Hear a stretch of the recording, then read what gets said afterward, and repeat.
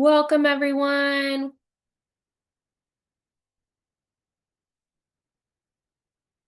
Welcome, welcome. Thank you for joining us. All right, as everybody slowly gets entered into our session today, welcome. We'll give it just another quick 30 seconds as our waiting room unloads into the webinar.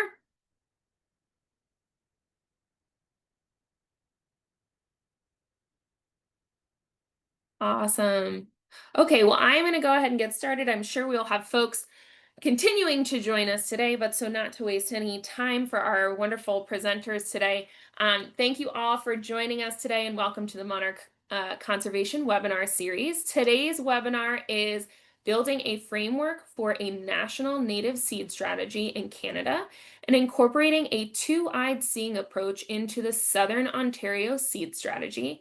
Our presenters today are Carolyn Callaghan from the Canadian Wildlife Federation, Jennifer Nanda, and Sam Whiteye from Carolinian Canada Coalition. My name is Alyssa Taylor.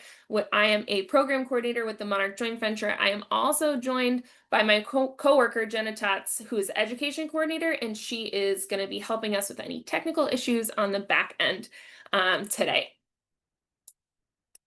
We begin by honoring the land on which we live and work. The offices of Monarch Joint Venture are located in St. Paul and Belle Plaine, Minnesota, and we acknowledge that this land is the traditional homelands of the Dakota people, specifically the Mdewakanton Dakota, who have lived here for generations and continue to live here today. We recognize the enduring presence and contributions of the Dakota and the Ojibwe nations across Minnesota. You can use Native Land Digital, an Indigenous-led nonprofit organization, to see a digital map of Indigenous territories, languages, and treaties in your area. We do want to thank our sponsor for the support of our webinar series. Our supporting sponsor is Reinvent Your Waste. We appreciate your support and dedication to monarch conservation. If you or your company is interested in sponsoring this year or next year, please reach out to us, and you can email learn@monarchjointventure.org. Before we get started, a few tips and tricks for Zoom and reminders in general. If you're joining us today, but you did not get a chance to pre-register for the webinar, we'd love to count you for your attendance and also be able to send you up any of the follow-up resources. So please put your, you can email learn@Monarch Joint Venture with your name, city, and state, and we can then add you to that list. The webinar is recorded and it will be posted onto the Monarch Joint Venture website by Friday of this week. The Monarch Conservation Webinar Archive is free. It has almost 10 years worth of data and Monarch Conservation webinars, so you can explore a variety of topics, so feel free to check that out. During the webinar today, please use the Q&A box, which is at the bottom of your screen.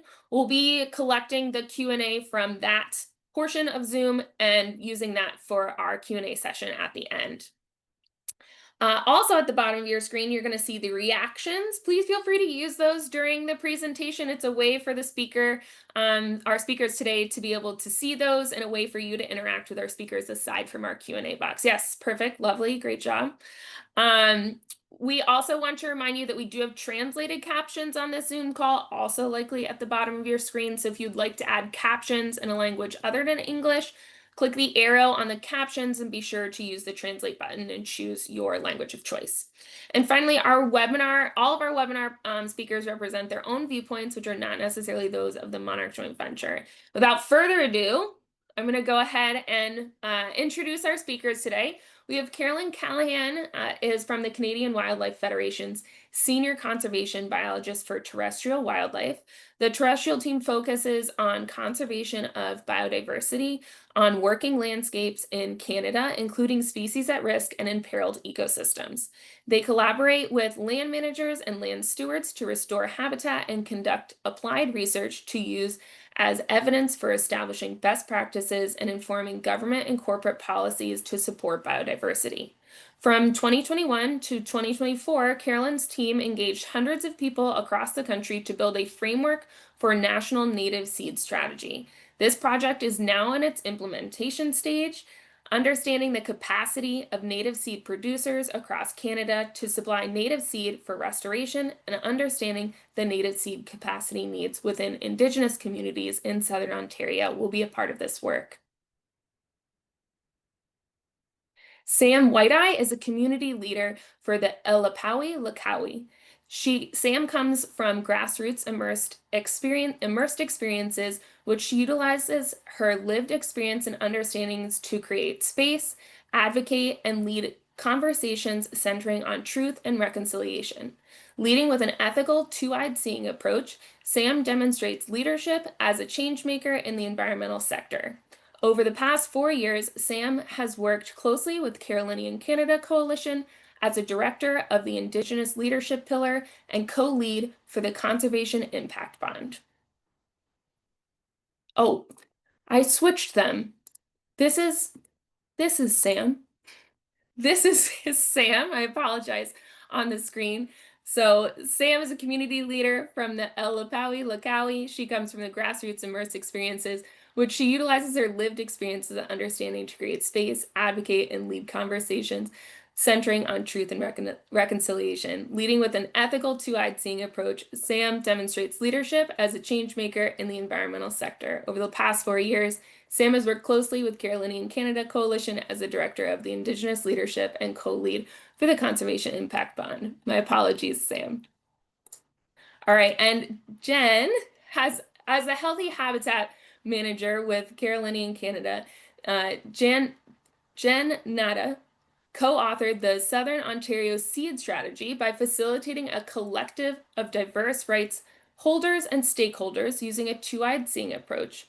She also leads the In the Zone program, a collaborative effort with the World Wildlife Fund Canada, connecting ecosystems, people, knowledge, and action through healing the landscape and native plants. Her role allows her to work with a network of leaders connecting science, community, and business to grow healthy landscapes for a green future in the spirit of practice and reconciliation. So thank you all for joining us today, and I am going to turn it over to Carolyn to kick us off. Thanks so much, Alyssa. I will just share my screen.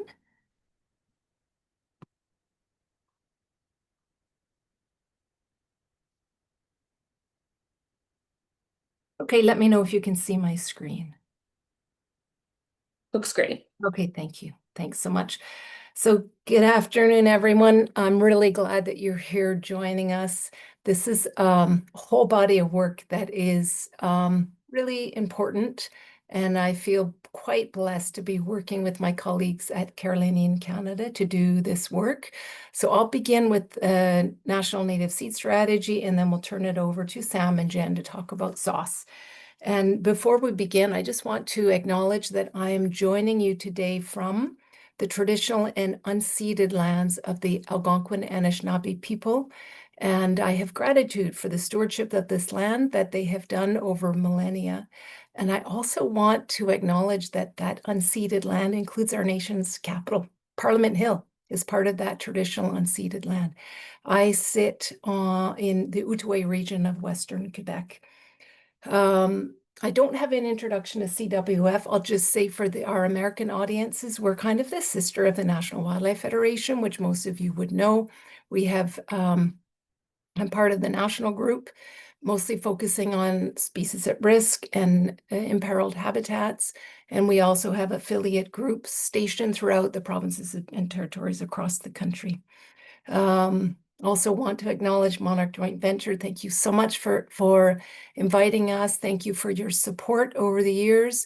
And I feel like we're all digging in, trying to do the best that we can for Monarch. So it's a pleasure to be here with you all today.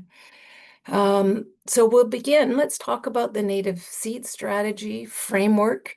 The origin story is that we really started with Monarch. In 2016, they were listed as an endangered species with COSEWIC, which is the Committee on the Status of Endangered Wildlife in Canada. That's a listing body. And we just felt that we needed to do what we could to help to recover this species. Shortly thereafter, we realized there isn't enough native seed in Canada to do that job or other jobs that we're trying to do, which I can make note to. So that embarked on a journey, and it began really with conversations with Carolinian Canada staff about what they were hoping to do in Southern Ontario, and we co-wrote a grant. And here we are 2 grants later. We received a grant from Environment Climate Change Canada, Nature Smart Climate Solutions Fund, and then an implementation grant from the same funding pool.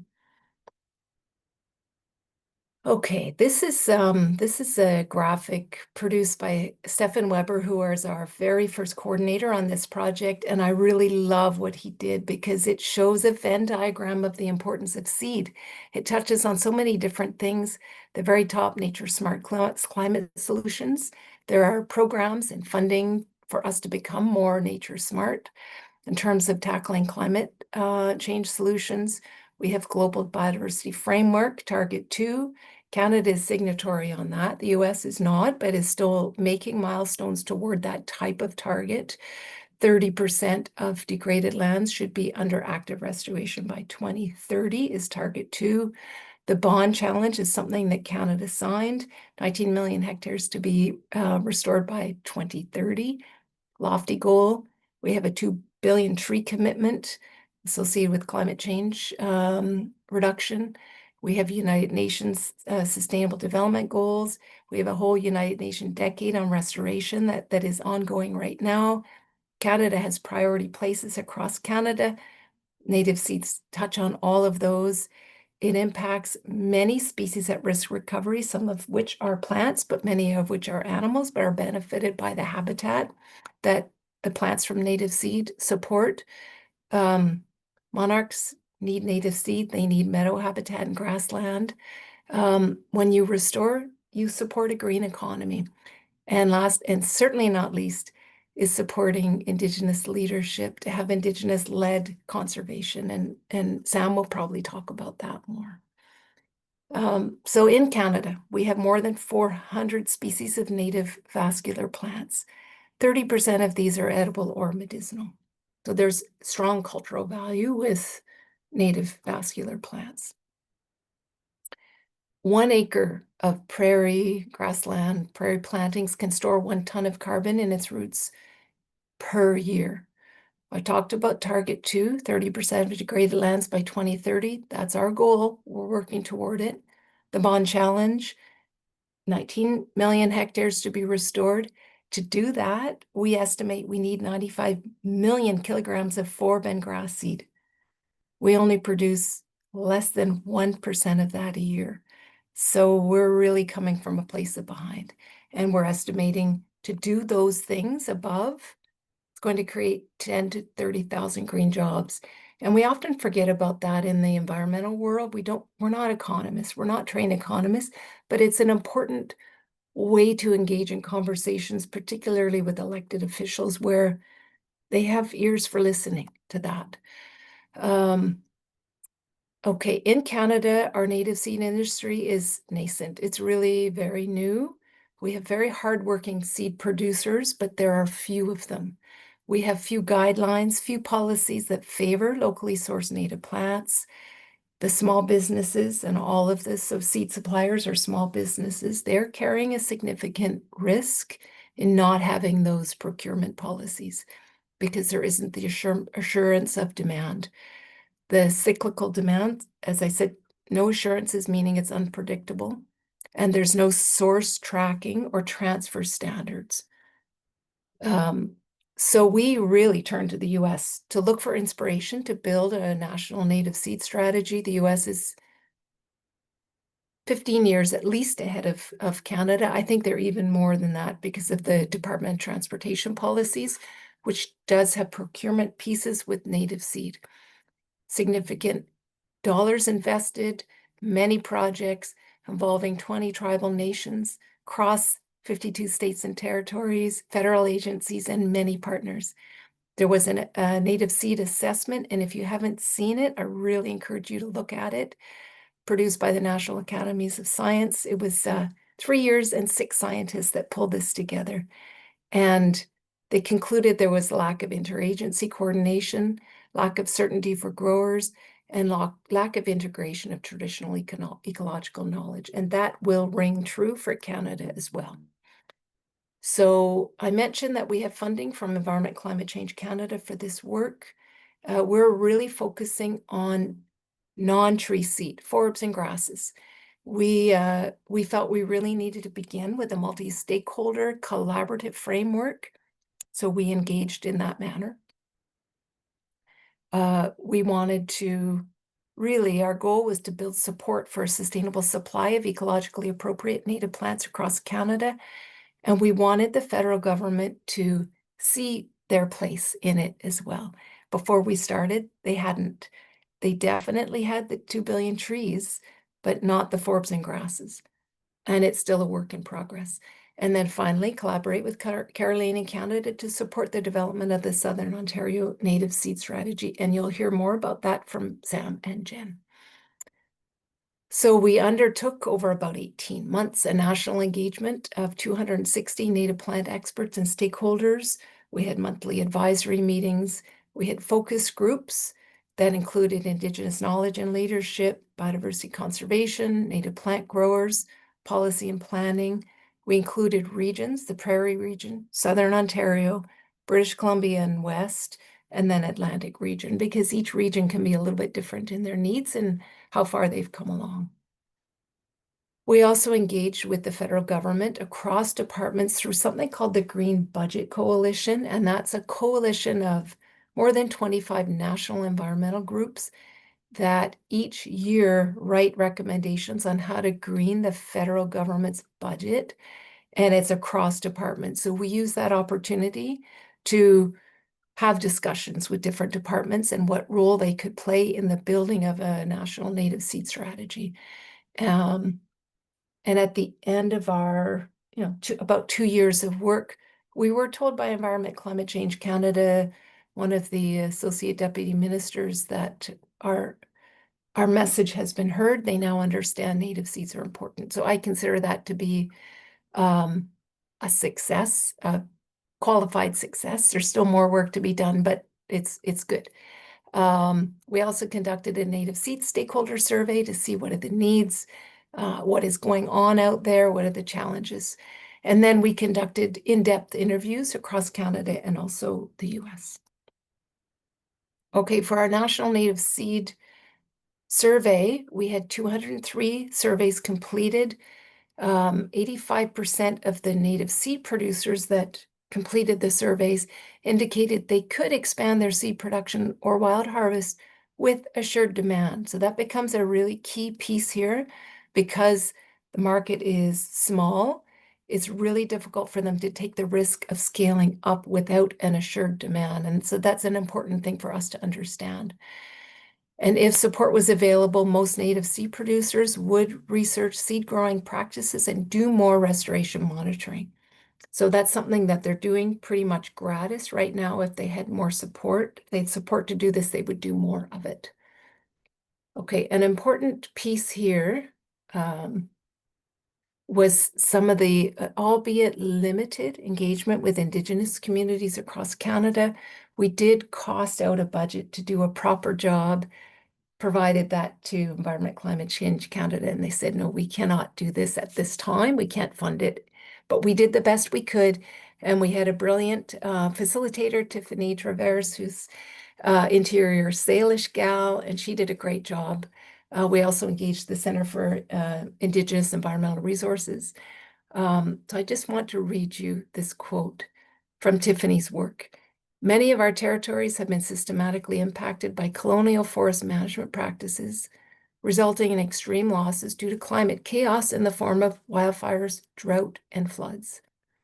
As Indigenous peoples, our gaze is not focused on colonial wealth, but more so on ecosystem health for all beings. A change and shift needs to happen to ensure the health of our collective territories and ecosystems from the impacts of current and future disturbances. I find that to be a very powerful quote. If you're interested in resources, there's quite a bit of resources, but this one you may find particularly interesting. Indigenous people often do not benefit directly from the use of local native seeds commodified through the restoration economy. And that's from UNDRIP, the United Nations Declaration for the Rights of Indigenous Peoples. So we ask a question: how can we develop a restoration economy that more equitably engages Indigenous businesses, individuals, and communities? Okay, so through all of that, I'm just going to present some challenges to scaling up native seed supply in Canada. There's 10. Number one, the lack of forecasting in native seed needs for restoration in Canada is an impediment to the growth of the industry. Everyone who needs seeds is piecemeal asking for quotes from producers. There is no consolidated demand, and that is really impeding the scaling up. There is a lack of understanding of Indigenous leadership and knowledge outside of Indigenous communities about native seed, their needs, their uses, their capacity. Funding cycles for restoration projects are mismatched with production cycles for native seed and seedlings. And I just want to dive into this a little bit more. Stefan Weber produced this. This shows we have a 5-year cycle to even begin to produce en masse native seed. You start at one, top left, with a wild population. Then you monitor and collect. You clean, test, and track. And then in year 2, you can start your mass seedling propagation. You build your seed production area. You do bulk harvesting in year 3 and 4. In year 4 and 5, you are doing bulk processing and storage and bulk sowing. So it's a long-term process. And if the funding cycles are 1, 2, 3 years, you can't even begin to address what is needed for native seed. I want to pause there for a minute. I meant to mention something else. When we did some of the engagement we did with Indigenous communities, it's really important to note some communities were very clear to let us know that they consider native seeds to be their ancestors, and they would have no interest in commodifying their ancestors. They would be interested in growing and using the seed to help restore their lands, but their traditional territory lands as well. Other communities are very open to developing a native seed business, having training and economic opportunity for their youth. And every answer is a correct answer. According to the community, it's a very independent thing. And that's why engagement across the nation is so very important. Okay, let's go to 4. A National Native Seed Growers Association does not exist in Canada, except now it does. And I'm really happy to say that based on the work that we did, there is now a National Native Seed Growers Association. And that's really important because then they have lobbying power. They can meet with government officials and ask for things as an industry association. Number 5, producing native plants comes with additional costs and risks that are not incurred by standard horticultural or agricultural sectors. So let's just take, for instance, canola, right? An oil seed that was developed in Canada. There was tons of effort by scientists, seed scientists, supported by Agriculture and Agri-Food Canada, millions of dollars to produce the seed called canola. That work is not done at all for native seed, which means all of the research and development is done by the producers themselves. And every seed takes a different combination of ways to propagate. There's much that isn't known, and all of this drives up the cost of native plant seeds compared to non-native turf or cover crops commonly used to revegetate degraded land. Number 6, there's a lack of dedicated government infrastructure to support the expansion of the native seed industry. Storage facilities, for example. We have a National Tree Seed Center in New Brunswick, and it stores tree seed. It also stores Indigenous collections, which could include grasses and forbs, but beyond that, we don't have dedicated federal storage capacity for native seed. Tracking and labeling. native seed origin in Canada is inconsistent and unregulated, which prevents policies that specify the use of native plants for local origin from being developed. So if we're going to be advocating for using the right seeds from the right place at the right time, we need to be able to track those seeds, and right now we just can't do that. Number 8, there's a lack of procurement policies or guidelines across Canada that require or favor the use of native plants in restoration. If we could do that, it would increase the demand automatically. That's an important piece. There's inadequate training and job opportunities for native seed production, and there's a lack of integration of Indigenous knowledge with restoration programs. Okay, last but not least, there are gaps in scientific research and knowledge of native plant restoration, including propagation, local guidelines, ecosystem reference, and species lists from which to create reliable seed mixes. So we're nascent, we're new, we're learning, and identifying the challenges are an important piece to that. And it took lots of conversations for us to come to that distilled list. Okay, what are the next steps? So right now we'll be reporting March 2026. We are assessing the native seed capacity across Canada and mapping regional gaps in production. And that is in collaboration with the new Native Seed Producers of Canada Association. We're seeking feedback from native seed growers on the draft recommendations. We need much deeper dive in conversation about that. And we continue to engage with the federal departments on the National Native Seed Strategy. And then we will be establishing a native seed partnership, or at least having initial conversations in Eastern Ontario. Okay, and with that, it's my pleasure to turn it over to Sam and Jen for more deep dive into the Southern Ontario Native Seed Strategy. And I will stop sharing.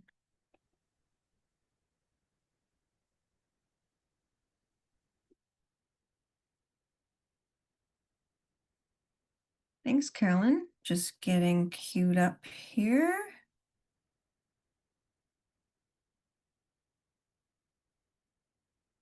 Little delay, one moment. All right. Thanks. Sam and I are really happy to be here speaking on the Southern Ontario Seed Strategy, or SOSS as we like to call it. We'll talk about the work we've been doing over the past few years and how we incorporate two-eyed seeing into the strategy and all of the strategy work. My name's Jennifer Nada. I'm the Healthy Habitat Manager, and Carolinian Canada is a nonprofit working to heal and protect the land of the Carolinian Zone, which is Canada's most biodiverse region. The Carolinian Zone is the southernmost part of Ontario. It extends from, in Ontario, Windsor, where I am, all the way up to the Toronto area. And we facilitate collaborative action through healing the land and relationships with people using native plants, and through the work of the Indigenous leadership pillar that Sam directs, that she will speak to in just a moment. So a really quick agenda: we'll talk about the Southern Ontario Seed Strategy, implementing the strategy through action in the recent establishment of native seed and plant partnerships, and really how we went about this journey in integrating two-eyed seeing and working with folks across Southern Ontario. So on that note, I'll turn it over to you, Sam. So I'll just do a quick introduction here in my language. Ni Shinzi, Howe Shopako, Ni Non Jie, Lapawi Lakawi, Ni Nangwa Mawak Tekwa, Ni Imjalanapawi. So hello everyone, my name is Sam Whiteye. I come from Lapawi Lakawi. You can see that here on the map. And I just wanted to let you know that at Carolinian Canada, we recognize that we live on the traditional territories of many nations, including the Anishinaabe, the Haudenosaunee, the Lenape, and the Wendat and Mississauga. At Carolinian Canada, we undertake the duty to reconcile and learn more to create safe spaces for Indigenous and non-Indigenous perspectives to meet and discuss the issues that matter to everyone. We acknowledge the impacts of colonization, from genocidal policies to ongoing systemic racism to the relentless eradication of native habitat. In solidarity with Indigenous peoples, we are accountable in our activities. We prioritize relationships with First Nation communities and organizations, listen and integrate Indigenous leadership into our organizational structures, and work together in the true practice of reconciliation to create a just and equitable future for all beings of this land. I just wanted to take a moment to acknowledge that because it's really important on setting the place of where we live and work, especially with my work on the Indigenous leadership pillar. Next. So about the Indigenous leadership pillar, our first strategic goal at Carolinian Canada is to center Indigenous leadership in everything that we do. Since 2023, we formally launched the Indigenous leadership pillar. So this is an Indigenous arm of the organization that integrates Indigenous knowledge through a community-based approach. Community-based approach grounded in trust, mutual understanding, and reciprocity, ensuring that Indigenous voices are central to the decision-making processes. The ILP advocates and creates opportunities that empower Indigenous youth and young professionals to actively participate in the environmental sector, fostering pathways for leadership and long-term engagement. This catapulted a lot of the work when we talk about two-eyed seeing in the organization and in the Southern Ontario Seed Strategy. Next. So I want to talk a little bit about ethical space. Ethical space can actually be defined as an intentional space dedicated to diverse collaboration rooted in the values of respect, empathy, trust, and the desire to co-create mutual reciprocal outcomes between two or more partners. At Carolinian Canada, we recognize that it must be an intentional and involving practice, and that it must be co-created with responsibility and accountability. And lastly, that ethical space is the foundation of two-eyed seeing. This is my working definition in practice, as well as my experience of holding and creating ethical space in the last 5 years of my work at Carolinian Canada. It is really important because it is a long trust building process, but it is fundamental because without it, Indigenous folks will never feel comfortable to open up and share their diverse knowledges of the land and the culture, which includes stewardship practices since time immemorial. Next. So when we look at Indigenous worldviews, what does it mean when we look at land from an Indigenous perspective? So from the words of Robin Wall Kimmerer, land is sustenance. Land is our identity. Land is inspirited, has its own autonomy. Land is our moral responsibility. Land is a source of knowledge. Land is our healer. Land is our ancestral connection, and it's our home. When we take these worldviews and think about it from this place, it really centers us in the land and on the land, instead of just looking at it necessarily from a scientific lens of outside of that realm. Next. And so when we look at worldviews, we call that natural law. Natural law feeds into Indigenous knowledge, and it also feeds into placemaking, Indigenous governance, and protocols. Indigenous knowledge holds responsibility and accountability. It is humility and compassion, and it is sometimes beyond the human dimension, so the metaphysical world, and is beyond human agency. That is from Indigenous Dr. Deborah McGregor.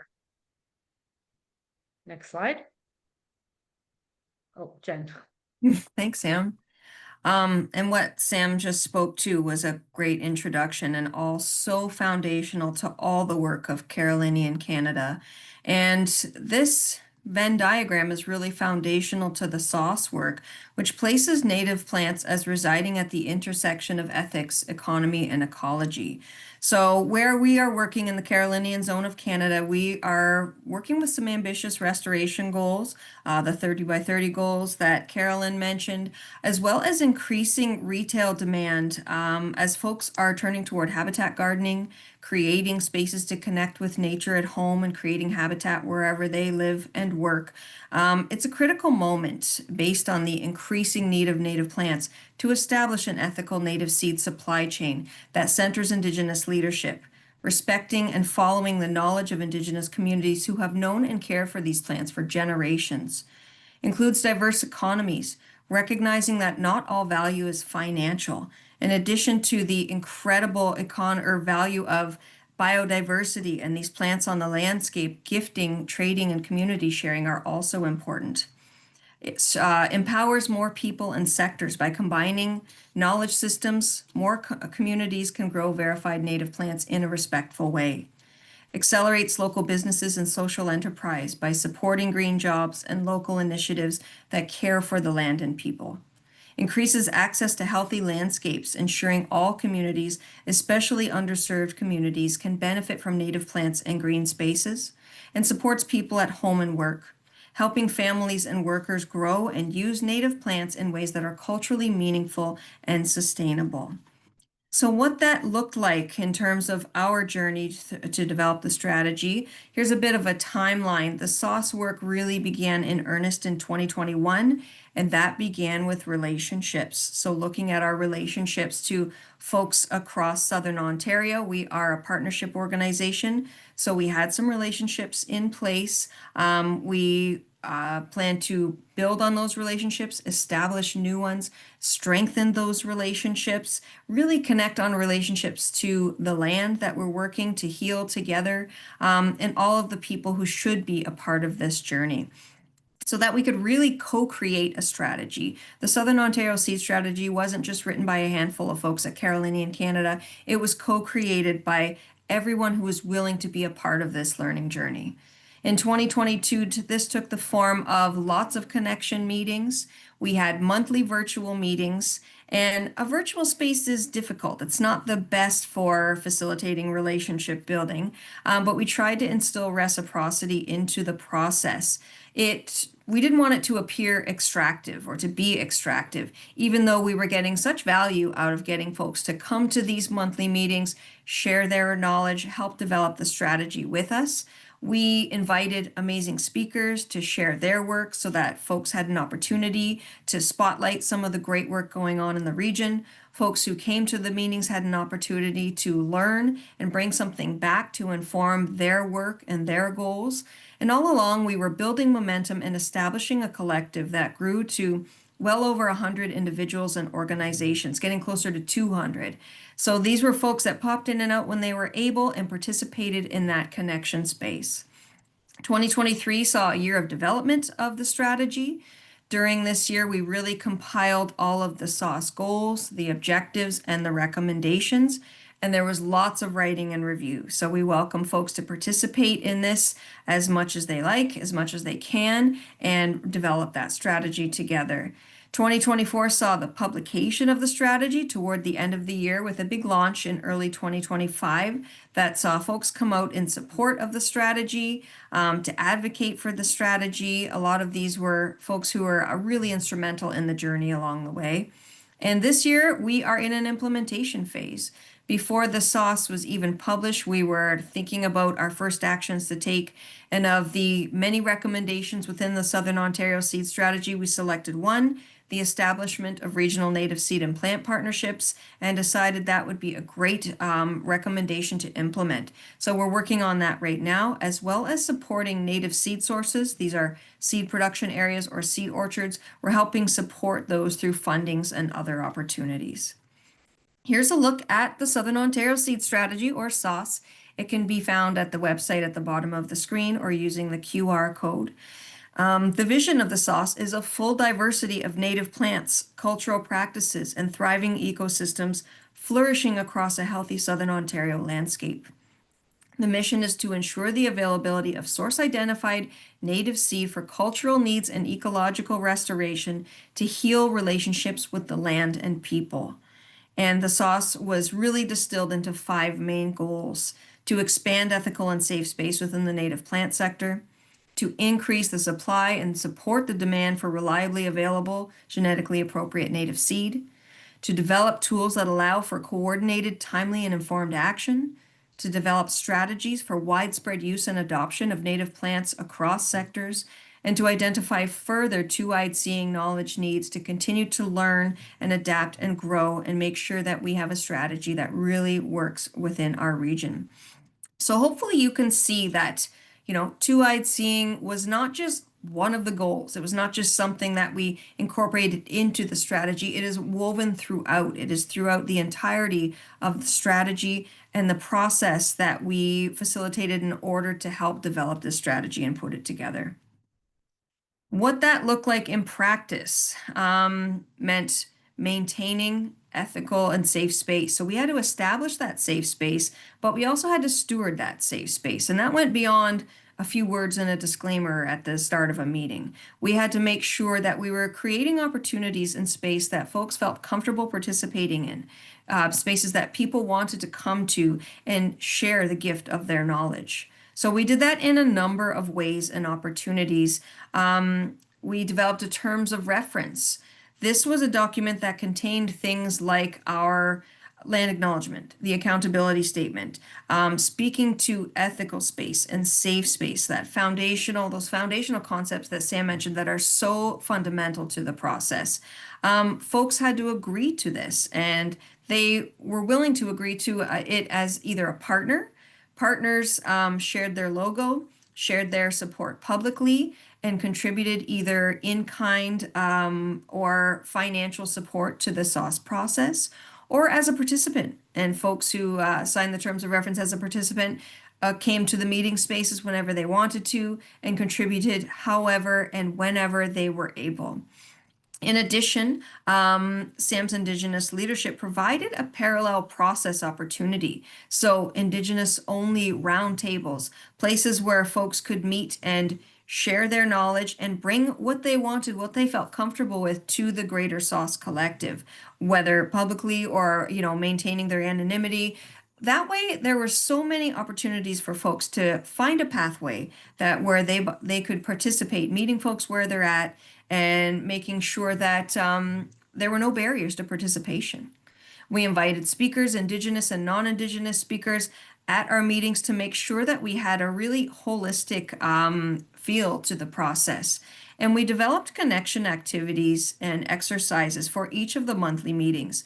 These were kind of carefully thought out, and they really hopefully encourage folks to take off their ecology hat or, kind of shake off whatever sector they're coming from in order to meet in a really kind of a collective way, to kind of get out of our own head and really connect on, why are we here? Why are we coming to these meetings? What are our collective goals? We had some fun kind of reflecting on photographs and thinking about how native plants show up in our songs and our holidays and all the facets of our life. What we love so much about biodiversity, how we connect to the land, and really what we're working together to preserve and heal on the landscape together. And in our implementation phase, we are working right now with the Native Seed and Plant Partnerships and co-leading those with the folks from the Ontario Native Plant Growers Association. These are native plant nurseries. A lot of them are small businesses, folks who have been kind of, taking those first steps, taking those risks, growing the native plants that we need so desperately to help heal the land together. And these spaces bring together growers and users or purchasers to align supply and demand around regional priorities for native seed and plants. And it's been so important to have those growers there, in addition to the folks who are looking for those seeds and plants, so that there's space for those conversations. Sometimes it's the first time that the two have really come together in this way, rather than kind of a transactional way on a website or via an email. And we get into some really informative conversations and relationships are formed.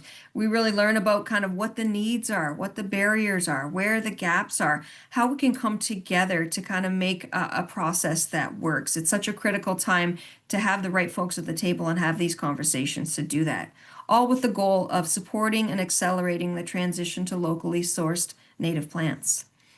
Here are the native seed and plant partnerships that we facilitate. From left to right on your screen is Southwestern Ontario, that's where I am. The Grey Bruce region is called Central West. In the middle is the Greater Golden Horseshoe West and East. Those are the 4 partnerships that we at Carolinian Canada facilitate. The Eastern Ontario partnership Carolyn mentioned, that is facilitated by our friends at Canadian Wildlife Federation. And we do connect and mutually support these partnerships by kind of aligning our activities. And as you can see, the defining, the big ovals are pretty loose and kind of hatched and overlapping because this mapping does not define who can work together. These boundaries are imaginary, the ones we drew, the ones that represent the cities and towns that we live in. There are, there's ecology on the landscape. There are relationships that already exist, and we have respect for that ecology and those relationships. There are folks in Southern Ontario that have been doing amazing work for all of these years. We are stepping into the space to try and help support that work in any way that we can without imposing rules on it, simply providing opportunities.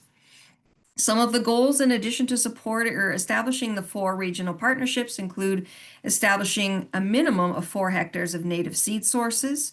I'm sure there will be more than that, but the first wave will be 4 hectares. Delivering training and mentoring opportunities to support those partnerships and frameworks that effectively incorporate Indigenous practices, focal native species, and priorities for conservation and stewardship. So all in all, it was really about relationships and instilling reciprocity into the process. It was really, difficult and intentional work to create that space. And it's really been wonderful to see those relationships grow, to be a part of that relationship building, strengthening those bonds.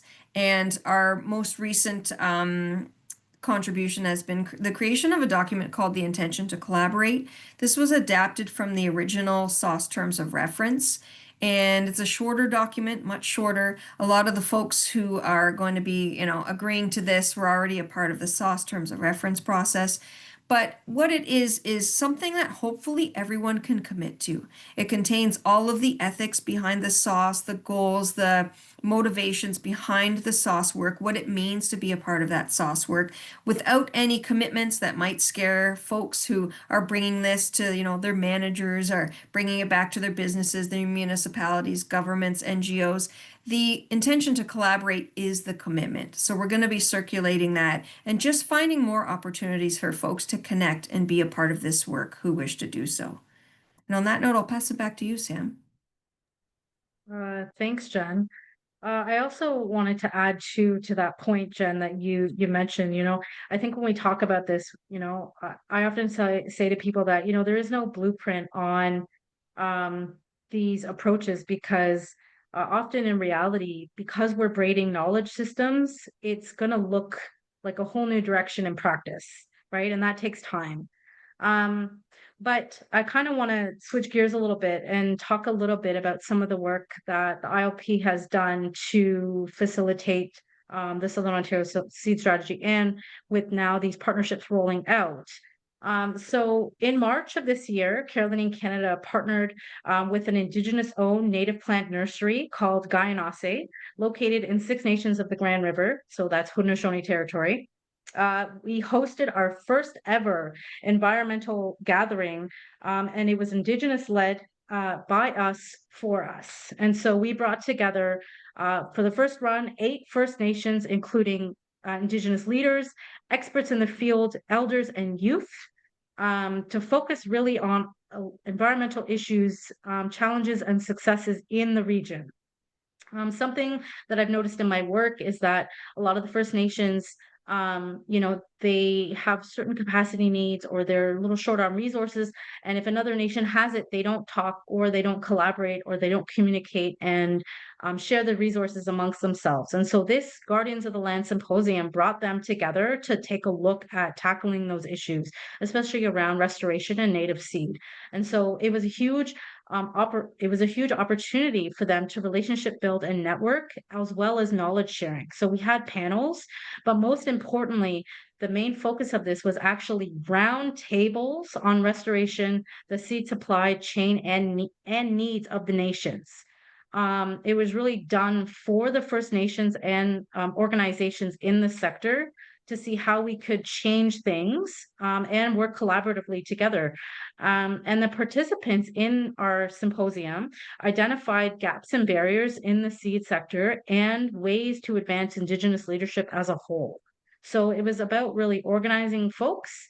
And out of those outcomes, next slide, Jen, I'm really proud to announce that, we have a new direction forward. The first ever 3-way MOU it was signed with partners from that symposium. We're hoping that the template for this MOU will be able to be used for other nations that want to, and it centers a lot of the foundational values of Indigenous understandings, worldviews, and ethical space. Oh, sorry. We also would like to expand the network reach out past the Carolinian zone into Eastern Ontario. So I'll be starting that work later this fall to join more, hopefully, get more nations to join and see how they can plug into an Indigenous-led environmental network. That tentatively, we're just calling it that now. It's not the name, but it will, we'll change it. And out of the Eastern Ontario region, Saugeen First Nation was the first to join with, like I said, hopefully other nations coming on board as I ramp up that work. So interestingly enough, Saugeen First Nation also, we believe will be joining the Native Seed Partnership work that is going on right now, linking Jen's work. So that's exciting. That's big news. And like I said, the most impactful outcome will be the creation of this Indigenous environmental network facilitated by Carolinian Canada and Guyana, because we are partners in this. So that's rolling out, and we hope to have thank you. We hope to have more news as that develops. We'll be looking at governance, ways to communicate, website, and hopefully opening up positions for folks to be hired. So a bit of fundraising in there, but that's huge because it's going to allow us to have a lot more decision-making power around decisions on the land in these traditional territories. So that's big for Southern Ontario. Next slide.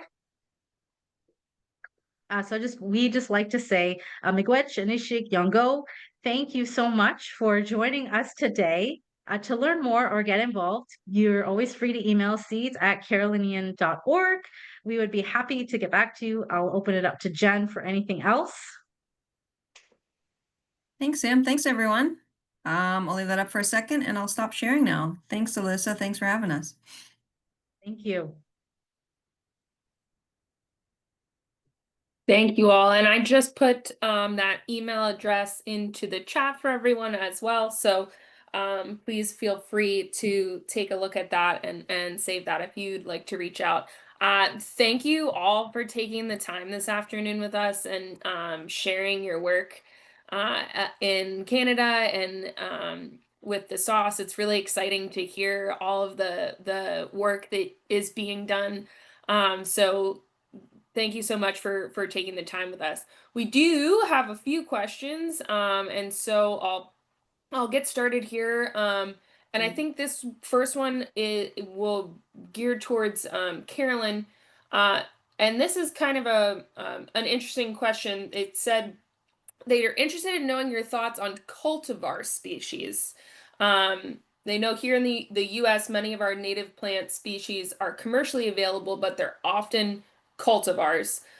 So what are the pros and cons versus seed from wild population and cultivar species? Great question. Okay, let's start with wild type. So wild type is just the genetic baseline that's out there in nature. It's dynamic. It shifts according to pressures from the environment. That's the ideal because it is the one that is resilient to drought, to floods, to climate change, to any kind of pressures because it's been around for millennia.